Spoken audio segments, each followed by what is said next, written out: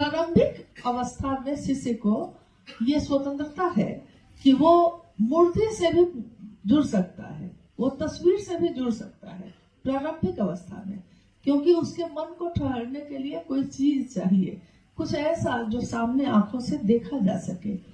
परंतु आंखों से भी जिन चीजों को हम देखते हैं उसके सामने बैठकर भी हमारी आंखें बंद हो जाती हैं। आप याद कीजिए, आप शिवलिंग के पास भी जब जाते हैं तो आप जब हाथ जोड़ के प्रणाम करते हैं या लेट कर प्रणाम करते हैं तो आपकी आंखें बंद होती हैं कि नहीं? खुली आंखों से गए थे आप, खुली आंखों से ही आप शिवलिंग को वह उसका जो आवरण है देख सकते थे।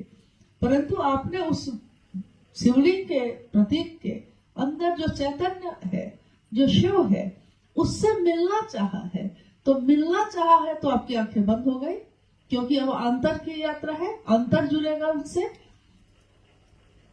इसी तरह कोई अगर शरीरधारी भी है, उसकी बातों को भी आप सुनते हैं। अगर जैसे आप याद कीजिए कि आप अगर साहब की शिव चर्चा सुन रहे हैं, साहब ने जो शिव चर्चा की है उसका वीडियो है, उसका ऑडियो है, तो जब भी आप सुनते हैं तो आपका मन अनायास ही अंदर की तरफ मुड़ता है।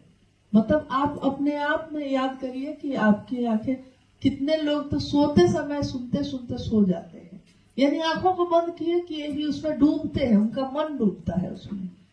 वह गुरु को भी आंतर गुरु होना पड़ता है।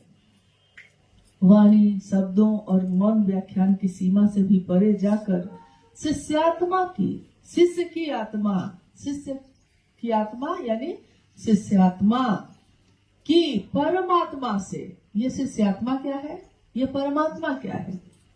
ऊर्जा जो हमारे आपके अंदर उतरी है, अगर किसी जीव के अंदर उतरी है तो जीवात्मा कहा जाता है, किसी मनुष्य के अंदर उतरी है तो मनुष्यात्मा कहा जाता है, किसी शिष्य के अंदर उतरी है तो शिष्यात्मा कहा जाता है। ऊर्जा है, वो एनर्जी है। और जहां वो परम है, यानी सबका पूरा स्रोत जहां से है, जहां से निकलती है, जहां में लय होती है, तो जो परम सत्ता है उसको परमात्मा कहा जाता है। यहाँ शिष्यात्मा की, यानी जो शिष्य का भाव है, उसकी परमात्मा से अनविति, मेल, मिलना सुनिश्चित करती है। इसके लिए अंतर होना होगा, महादेव से मन से ही जुड़ना होगा, जो साहब ने कहा है। यहाँ तक कि आप साहब और दीदी से भी जुड़ते हैं तो उनसे भी, उनका दर्शन भी बंद आंखों से ही होता है। उनका दर्शन करने के लिए भी